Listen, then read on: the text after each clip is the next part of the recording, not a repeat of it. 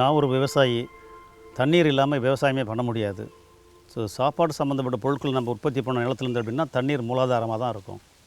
We are trying to work with water as much as possible with rainwater in this farm. It was initially many years ago we started with many crops which were dryland crops, rain-fed crops. Those have slowly disappeared for different reasons, and we have irrigated crops, but then we try to harvest the rainwater and use it on the fields in different ways. We have been expanding our rainwater harvesting structures quite a bit in the last few years because the weather becomes more and more difficult, erratic. Maybe not less rain, but the rain comes in different times than that we actually wanted. So then water harvesting is an option. Here at Annapurna it's interesting because we are sitting on very heavy clay, which is quite different from the rest of Auroville.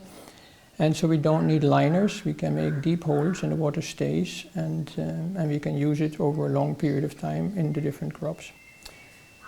Most of the water is used for rice because we grow rice during the monsoon time. And then there are gaps, and these gaps have to be filled. If we have a good monsoon with later rain, then we have enough water to go through the whole summer as well. Producing food is for us important, and that the farm is put into a certain shape, that it has a future. That's for me important. So not a farm with fast producers. You can set up a farm very fast and produce pop-up, but actually you're using up the resources. You're kind of going in a way that you know it's not going there in the future. So for me that sustainable factor is there. I'm a farmer, and I'm the steward of Buddha Garden. It's a 12-acre farm, and water is really important because without water we can't grow food. The way that you can save water on a farm is to have irrigation. It's a system that waters plants according to what they actually need. And when we started the research, we had these sensors that went into the soil. So we had 2 beds in 3 different places in Buddha Garden, and on one bed had the sensors, and the other bed was just watered manually in our normal sort of watering. Now normally with our watering we've worked out that the plants on the bed need so much water, and so we water for a certain length of time each garden. We have 5 gardens here, and then we have some fruit trees and stuff. So you sort of go around and you water this garden, that garden, and you do it sort of manually. Now with the AI system, with the automatic system, the sensors in the soil determined how much moisture was in the soil, and then when the moisture level got to a certain level, there was a Wi-Fi signal that went to the central place and turned on the water. And then when the moisture level got to a certain level, then another signal went and it turned off the water. And this happened through 24 hours. And so what happened was that the plants never got really stressed. And you could actually see, it was really wonderful. I mean, you could go and you could see the research bed and the control bed, and you could see the research bed was doing much better. The plants were bigger, they were greener, and they actually produced more. Now that's really something, because when you're trying to sell this system, not only is it easier because you don't have to run around and do the watering, you actually produce more. So then your extra production can actually pay for the system. In the beginning we based it on research that Vivek had done here, and he worked out manually how much water each different sorts of plants wanted. But once you give it to this intelligent system, that will itself work out, so the plants don't get any more or any less water. They get the optimum amount of water to produce the optimum harvest. It was win-win-win-win-win because you saved water, you increased production, etc. Running Solitude Farm, with its focus on natural farming, with its focus on permaculture, on community, at being really at the heart of any relationship with where our food comes from. Making best use of water is obviously key. We're not looking at an industrialized agriculture where we have huge crops and and spurting out huge amounts of water to get one crop for a certain amount of economic gain. We're looking at how can we grow a very wide diversity of crops for their nutritional value. So exploring permaculture, natural farming automatically means looking at local foods. Now, local foods necessarily use less water. You know, inherently they use less water because they're adapted to this region. They're seasonal. So of course the plants that are seasonal, they grow seasonally because they use the appropriate amount of water that comes in that season.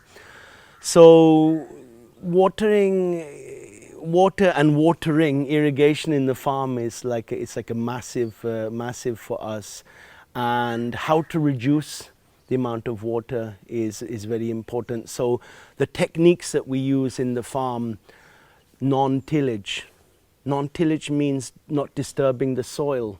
When we don't disturb the soil, we actually increase the porosity of the soil. So the porosity is the ability, like a sponge, to retain the water. The whole technique of natural farming and permaculture in a non-interventional way of farming, a farming that's looking at more crops that are established, that of course when they're established longer, the roots are deeper, and with the mulching, etc., we are reducing the amount of water that we are using. So with the farming, I would say that's a key, a key relationship with water. And how we are farming, I think, is really, it points.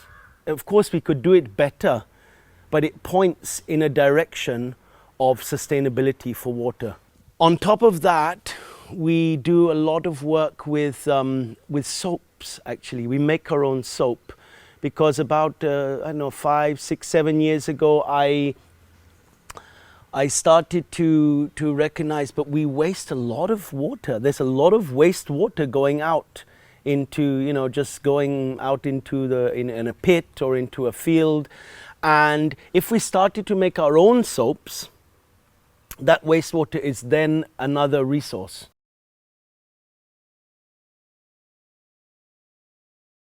It depends a bit on where your farm is, because some farms have far more challenges than others, in that they have to have a very deep well. And our well is not actually that deep. I think it's about 30 meters or something. And we're actually in a very good part of Auroville in which to have farms. And that's one of the things that when Auroville started, people started farms kind of anywhere, depending on where there was land, and that Auroville owned. And consequently, but there are some farmers who have got a real problem because they're in an area of Auroville where the water is going down much quicker than in others, and we're very lucky because we have a tank just quite nearby, a Rumbai tank, and that holds a lot of the water in the aquifer. So we're quite, personally, we're quite lucky. But that's not to say that we don't have challenges, because we do. There's the challenge first of all of sharing wells, and there is a tendency for each farmer to want to have complete control over the water. The other thing is that it's also what happens around a farm. Now, I think in the last year we've had about 3 wells drilled around Buddha Garden and Siddhartha Farm that is next door, and one of the wells is just like literally the fence of Buddha Garden is here, and the well is literally the other side of the fence. Now, there's nothing we can do about that, and it seems to me that this is one of the issues, because when you talk about saving water, particularly if you're talking about it in the farm group, immediately somebody says, oh, but so-and-so is drilling a well. The farmer over there, he's drilled another well because his wells run dry, and therefore I want to drill another well, because that's what they see all the surrounding farmers doing, and they see them as sucking up all the water, which of course is actually happening. I think one of the things that I've talked about quite a lot with the water group actually was trying to use surface water. Now, we actually have 3 ponds down the end there, but if you go at the moment, they are completely dry, and unfortunately, when they fill up, they don't really stay full. In fact, they don't stay ponds for very long. And the reason for that is because of the geology of the area. What you need is a layer of clay. So anyway, we did an inspection pit and we do not have a layer of clay. Tomas has actually got this system implemented in Annapurna farm. But, you know, I mean, all they had to do was to dig a big hole. Now, if we've dug the big hole, we could make a bigger hole. But what we would need is a pond liner. And there's 2 things I have a problem with it. First of all, it's the pond liner. And again, you see, you're asking the farmer to somehow find this money. You know, I mean, we managed to find the money to dig the ponds we've got. And the reason we were able to find the money was because the person who helped us to dig it all out actually was able to give us a little bit of money towards it. But the other thing is that also the ponds at the moment, we don't use, when they do fill up with water, we have no facility for getting the water from down there, which is where you build the pond, to up here, which is where we actually grow our stuff. Now, we have an old well, actually. It's an old open well. And it's very interesting to see where it is, because when it's raining, you can see all the water, you know, going down to this point. I would love to try some recharge wells there. Part of the problem is also the electricity quality is bad, comes on and off, so that's another thing. You cannot carry the water to the field because our scale is far too big for that.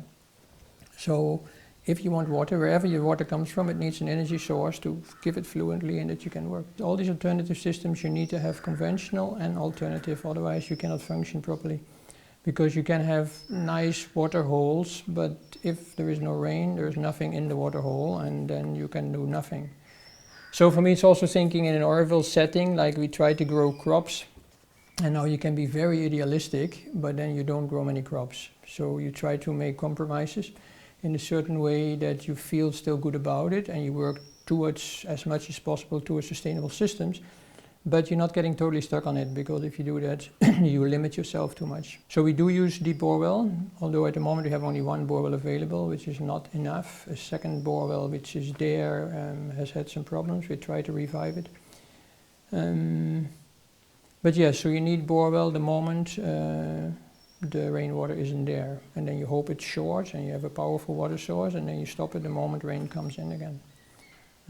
So you try to go as much as possible with the natural kind of resources, but we don't limit ourselves to it. The water table which goes down, which limits you, like I said, we had a borewell which, when we had 2 years ago, we had no monsoon. What happened was the water table came down very far, and so the borewell became almost dry, but there was still water seeping into the borewell from the top. From different layers, but water here has quite high salt contents, so the whole bore got kind of, got a coating of salt, and through that we couldn't get the pump out anymore, everything was stuck. So we had to work with a lot of acid and things.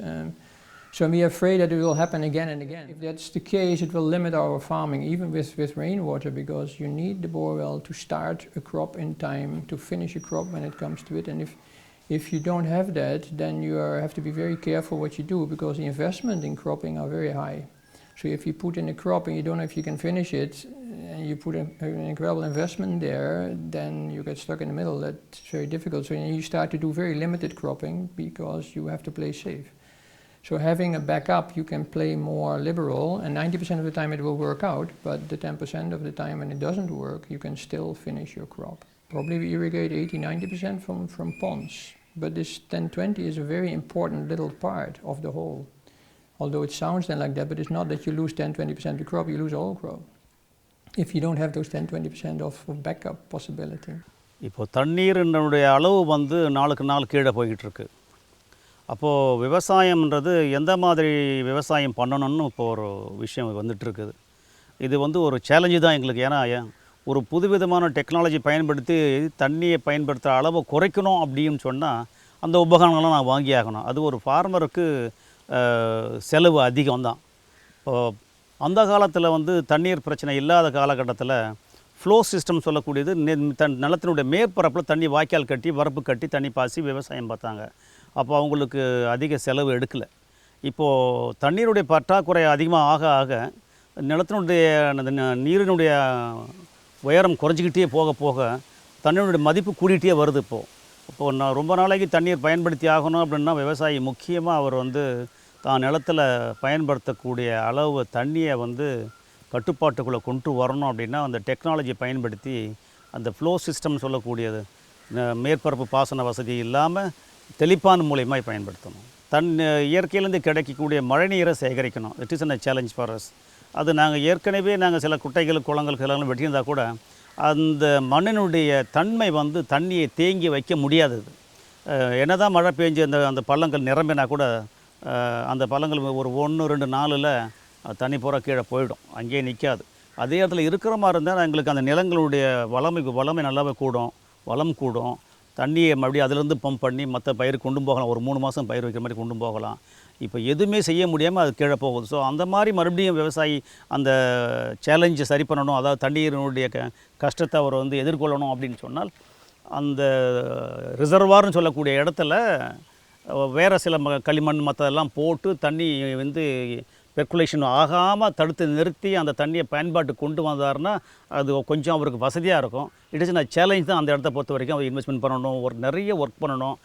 நான் களிமண் வந்து கல்வெல் டேங்க்லேருந்து கொண்டு வரணும்னா டிரான்ஸ்போர்ட்டுக்கு நான் பணம் கொடுக்கணும் இல்லைங்களா?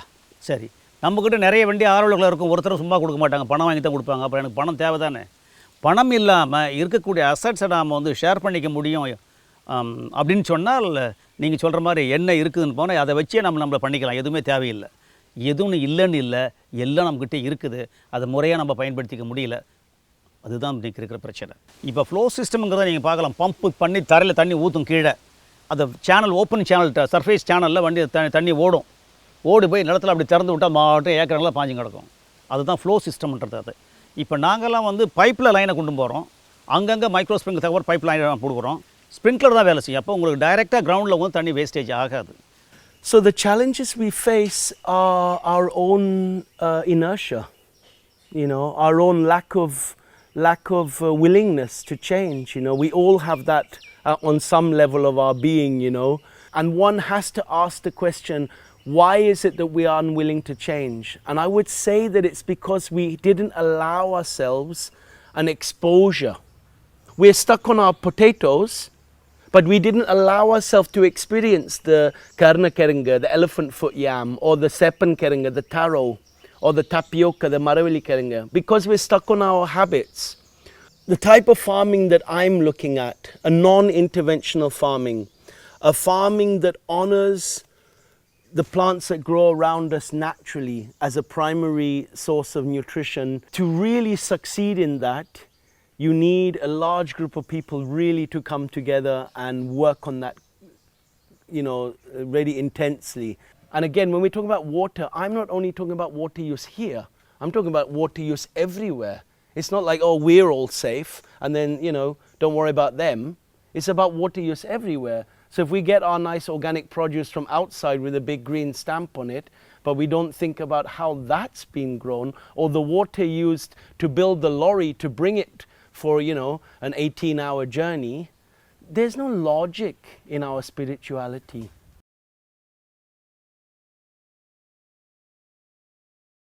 மழைக்காலங்களில் நிறைய வாட்டர் ஹார்வெஸ்டிங்கிற முறை பிரகாரம் குட்டைகள் நிறைய வெட்டணும், அந்த தண்ணியெல்லாம் சேகரிக்கணும், அதுக்குள்ளே தண்ணி நிற்க வைக்கணும்.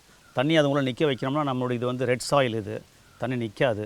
கிளே வெளியிருந்து கொண்டு வரணும், அதுக்கு லேயராக கிளே பில் பண்ணணும், மேலே ஒரு பாட்டம் கொடுக்கணும், அதில் தான் உங்களுக்கு தண்ணி நிற்கும். ஸோ இந்த மாதிரி ஒரு விஷயங்கள் செய்யணுன்றது ஏற்கனவே பேசப்பட்டிருக்குது. அதுக்கு உண்டான சரியான ஃபண்ட்ஸ் எல்லாம் கிடைக்காதால தற்போது நிறுத்தி வச்சுட்ருக்கோம். பட் இந்த மாதிரி ஆரோலுக்கு அப்படி இருந்தால் தான் நாம் வந்து நிலத்தினுடைய நீர் மட்டத்தை கண்ட்ரோலில் வைக்க முடியும். இல்லைன்னா நான் பம்ப் பண்ண தண்ணி கீழே போய்கிட்டே இருக்கும், நிலத்தினுடைய நீர் மட்டம் குறைஞ்சிக்கிட்டே இருக்கும். ஒரு காலகட்டத்தில் நமக்கு இந்த உப்பு தண்ணியை வந்துடலாம் சொல்ல முடியாது. Dreaming is maybe not the right word, but you strive towards efficient water use. So I would like to use the water more than what we do. So that means intelligent systems, needs high-tech systems often in the fields to be able to irrigate more precisely, so that you can go much further with the water what we harvest. things like this, so that development is possible, that actually there's support for this, because it's not always immediately kind of that you say, unless you have systems which you're sure it will work, but otherwise it's often lots of investment and not immediately returns, which we cannot carry. And I hope the community would be more in touch with this, that somehow farms are important and that there is support for development of farms and water use then, with all kind of systems, including also energy systems, because water is very much related to energy. And I think also it's important that farming gets many legs, that it's not just on a farm, but it can be urban farming, that can be on everybody's kind of thing, as long as it's somewhere it has to be connected. TDC, when they do a project, food should be somewhere on their agenda. How do we think of this, or water in that sense the same? My dream is an Auroville where people are related to the land as the primary, for me it's the primary divinity, if you like. It's the mother, is this earth. I become a better farmer. Yeah, that I learn even better how to work, and I become better technically, because like some of my sprinklers aren't working well enough and I have a few leaky things here and there, that I could really do that better. I would love the community gardens to pop up everywhere in Auroville. You know, that doesn't mean we don't need farms. The farms are always going to be needed. We're growing less than 10% of our food, I think the statistic is, in Auroville. So we're always going to need the farms. There's no problem about that. But the community gardens would give some of the food directly to people that they've grown, and that would change our awareness about food and then the choices that we make of what other foods we ask from our farmers as well. And that would directly reflect on our water usage, directly. For us as a community to come back to fundamentals, value local food, it means to value the land, it means to value water and to value each other, to value our culture. Imagine if Auroville says, we do not pollute our water table. What a statement. Now, wouldn't that be a statement for the city of Dawn? It's in our hands to do that. It's not difficult. The dream is first of all to find people who would be willing to lead a large area of water conservation with Auroville and beyond. I think, that needs a committed team of people who are actually going to make connections with people in the outside Auroville, in the villages, etc., and who are going to do it, and they're going to stay there. You'd really need to set it up in a very formal way, and also that for people who are really committed for the long haul. I really think that Auroville should look at the possibility of finding land outside Auroville where you can grow more of the things that people want to eat here, tomatoes being one of the things, and also where there's more water. Now there are places where there's more water, and there are places where the climate is different and you can grow different things. And I really do think that that's something that Auroville should look at quite seriously, because that's the other thing. If you live in these places, people actually want things from this area as well, that don't grow. I'm thinking of Cody Canal because that was where I lived, and so there's quite a lot of opportunity for swap. Either that or to I know that we have in the past had some relationships with sort of organic organisations or organic farms in these other areas. We are working on different schemes. We are trying to fundraise. We are getting now maybe some kind of a study about water and solar, and that we get some solar installations through that. I mean, things like this, that is nice. Some people in Auroville are busy with that, so we try to connect with them and develop further. But it's like an unending development, and also technology moves on and on and on.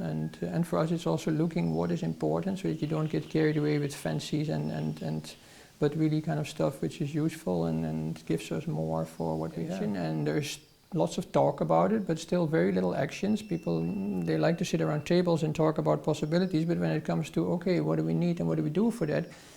That needs kind of another approach. So you need, in fact, groups or I don't know, or FVMC or TDC, whatever, that they give more importance to our base needs, and farming is one of them, and water is an important part of that.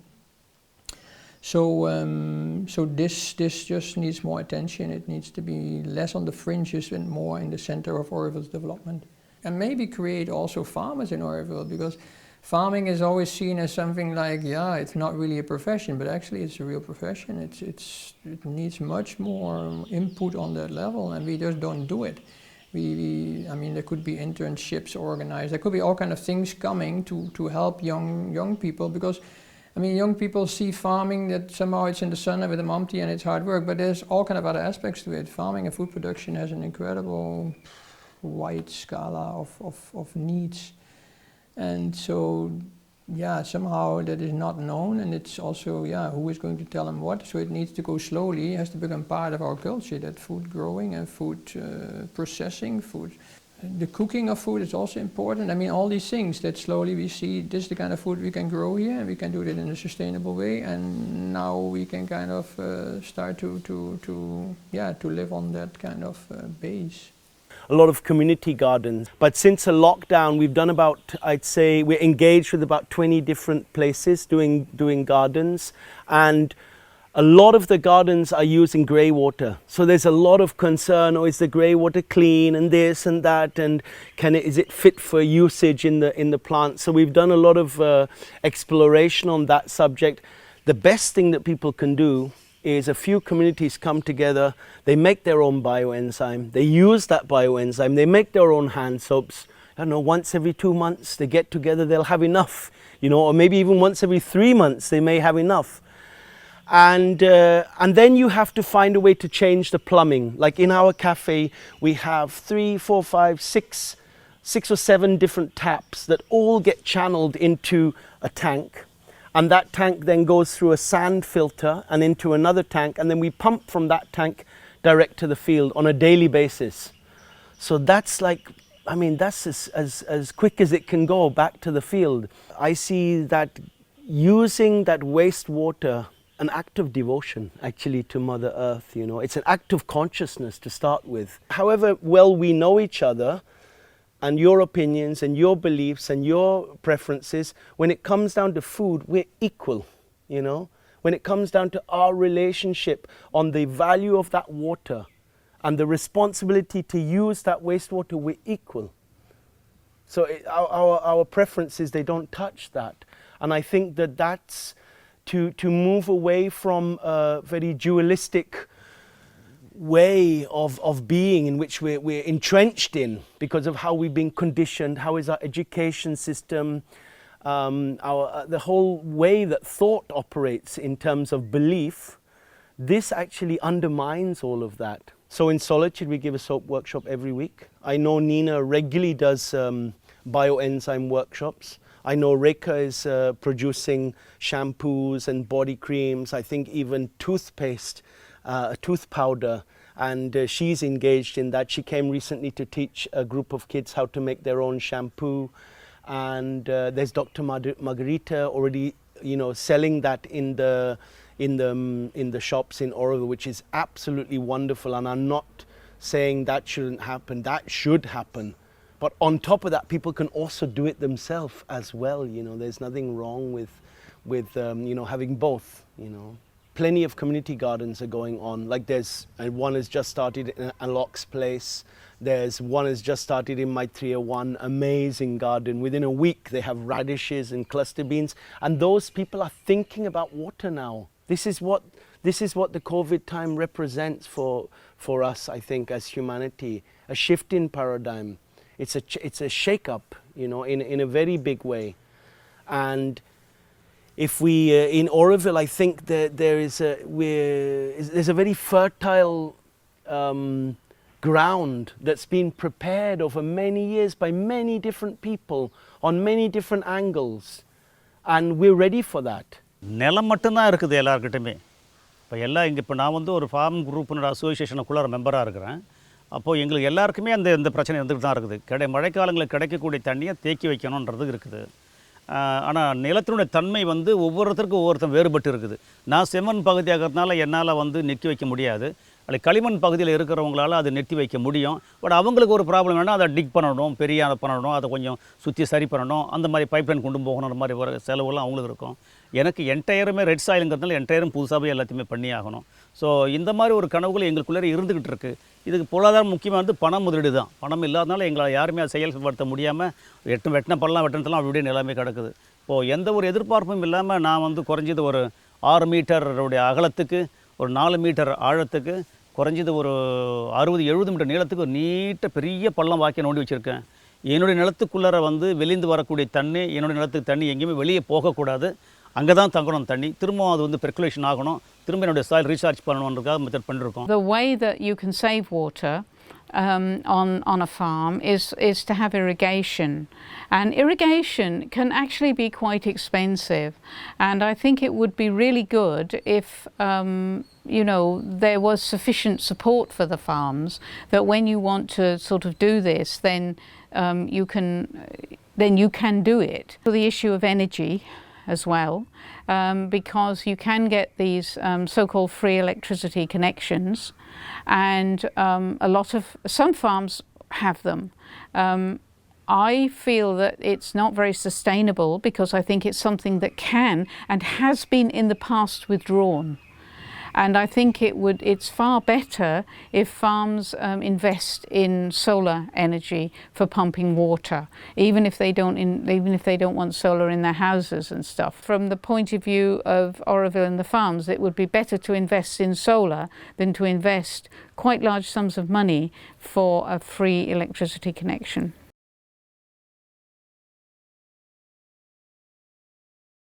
Allowing ourselves to step into a new experience, I think, is the only way to shake our inertia and allow ourselves to see, well, hang on, this is so much easier, this is cheaper, this is better for me, this doesn't harm the environment, and this uses less water in the terms of in the subject of growing food, or in the subjects of cosmetics. This wastewater I have got no problem to put directly back onto my papayas or my spinaches and eat them afterwards, you know, use it as a wastewater. Time is our currency.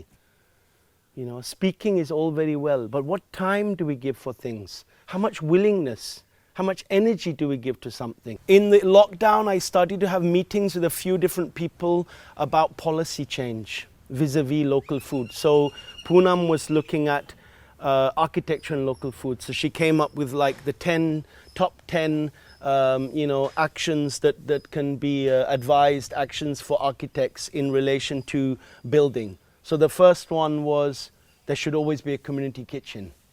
So you see many of these communities where I'm doing the gardens, like the way the architecture is, it sort of defines individuality. It defines separation. It doesn't define people coming together. Like in Auroville, mostly we have building projects, you know, housing projects. So those housing projects have to think about local food.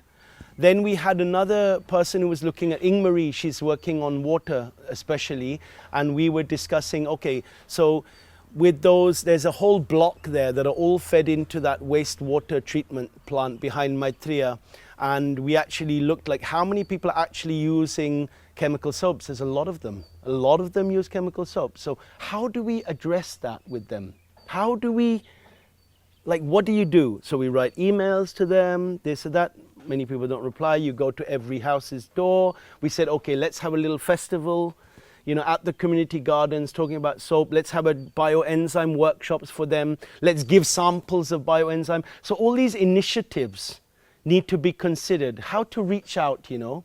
You have something that's really fundamental. You want to reach out to me. What do you do? You know, it's about communication. So we have to invest time into that communication. We have to come up with, okay, let's try this. How do we bring it into our schools? How do we reach out? What you have to do is to change hearts and minds, and that I find very difficult, because people, people do sort of look what's going on outside Auroville, and they sort of say, this is what's going on outside Auroville. And I do think this sort of what I call the cowboy mentality, which is certainly what's happening at the moment outside Auroville, that it's really hard if everybody else, you know, people sit there and I sit here and around my farm, you know, there's all these people drilling wells, and you think, hey, I want some of that, you know, before it goes. But somehow we do have to have that longer term sort of thing, and so I think it means that we somehow have to, you know, talk together. And actually support everybody. I mean, the farms often feel very unsupported in Auroville. You know, I mean, farmers want to feel supported, and that if they do take what they see as a decision that is not going to be good for them personally, you know, that they will somehow get support for that, and that, you know, they won't lose money, they won't get lambasted because, you know, the farm is in the red because, you know, they have taken a decision, which means that they're not trying to exploit the water, exploit the land to get the maximum amount of value, you know, in terms of money out of it. And it seems to me that so you have something, there is something that needs to be done there. And that we also can share a vision about it. And I mean, trying to share a vision in Auroville is very, very hard. And I'm sort of hoping that this Citizens Assembly, that, you know, that is one of the things that has come out. Because people sit down and they talk about it, one of the things that does come out is a shared vision. And it's also inclusive of everybody. So it's all very well to have a shared vision about, you know, what we're going to do in our house in the residential area, but it needs to include the farmers and the people actually who are using the most water. Because if that doesn't, you know, if that doesn't happen, then you can, you know, try and save as much water as you like in your house, but it isn't going to have any practical effect. Daily அவங்க வந்து தண்ணி pump பண்ணி ஆகணும், காய்கறி உற்பத்தி பண்ணி ஆகணும், நிறுத்த முடியாது. இப்போ இந்த பிரச்சனையாலே நாங்கள் வந்து காய்கறி உற்பத்தி பண்ணாமல் நிறுத்தி வர வச்சுருக்கோம். ரெண்டு விஷயங்கள் நிறுத்தி வச்சுருக்கோம். ஒன்று தண்ணி பற்றாக்குறை வரும்போது எங்களுக்கு பிரச்சனை வந்து போகுது. இன்னொன்று உற்பத்தி பண்ணுற காய்கறிகள் சரியாக மார்க்கெட்டில் கொண்டு போய் எங்களால் பண்ண முடியாது. இந்த ரெண்டு காரணங்களாக ப்ரொடக்ஷனே நிறுத்தி வச்சுருக்கோம். அதர்வைஸ் ப்ரொடக்ஷன் எங்களால் அபரிமிதமான ப்ரொடக்ஷன் பண்ண முடியும். ஸோ அதனால் தண்ணீர் பிரச்சனை வரைக்கும் நம்ம எடுத்துக்கிட்டோம் அப்படின்னு சொன்னால், நமக்கு இருக்கிற அந்த மெஷினரிஸ் எல்லாம் எங்களுக்கு ஃப்ரீயாக அவங்க கொடுக்குற மாதிரி இருந்தால், ஆர்வல் கொடுக்குற மாதிரி இருந்தால், அதை எல்லாருமே நாங்கள் ஈஸியாக பண்ணிக்க முடியும் எங்களால். Auroville as a whole, as an organization, should put its priority probably a little bit different, from money making to actually making stuff where we can live from, and that means food is one of them, and water is part of that, and housing is part of that. I mean, things which are our basics. So I think we should more focus on that, and how to do that is actually kind of, yeah, maybe having in those groups which are making these decisions, if they are there at all, some people of different areas involved who kind of put that agenda forward and reminds actually people like, oh, water is an important part, we have to invest and we have to put a certain amount of our energy and budget to decide on it, and not just sit and wait and hope it comes from God knows where.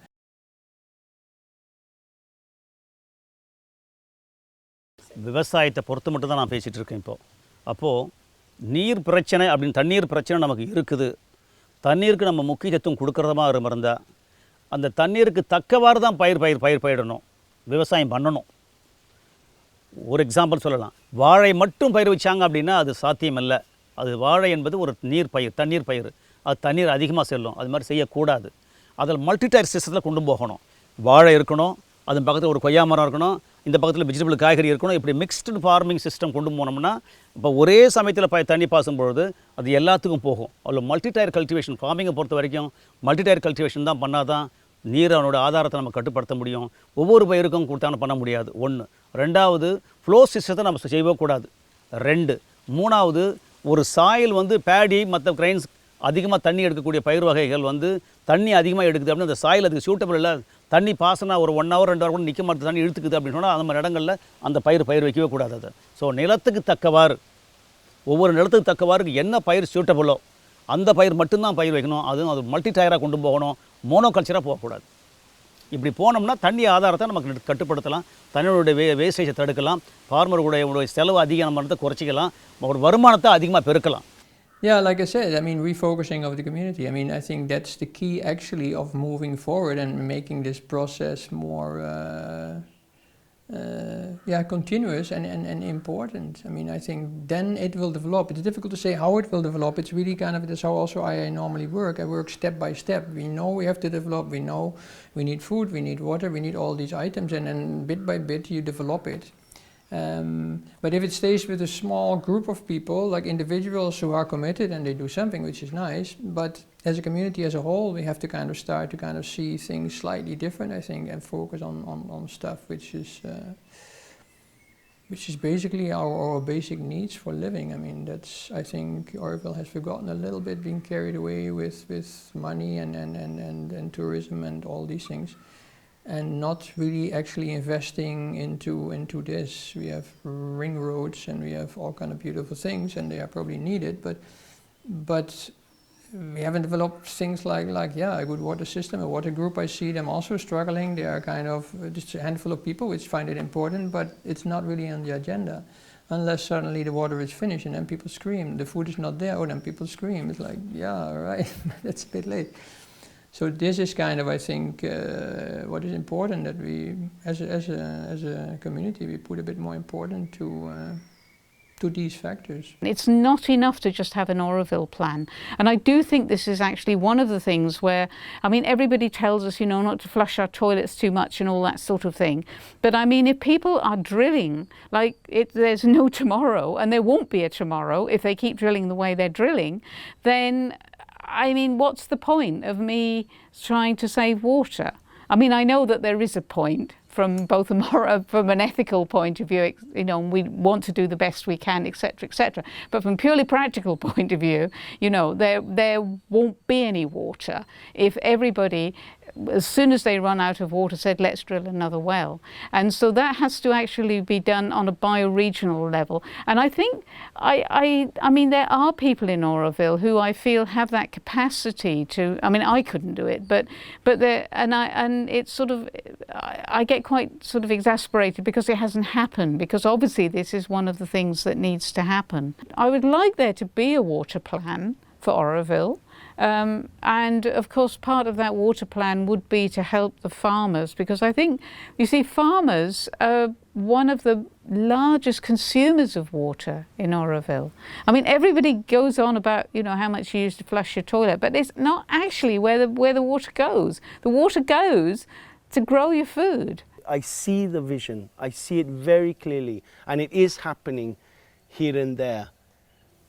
But community, I would say, is really integral to it. So again, it's all very well looking at subjects like food, farming, water. When you look at them in isolation, you will never, ever, ever understand them. On a community level, on a food level, it has to be explored, like with how to make our own soaps and education and so many factors. And then we will come to the source of it, because the reason that we're not valuing it properly is, you know, is something very fundamental, and that's what's, like you could say, polluting all of our other activities. You know.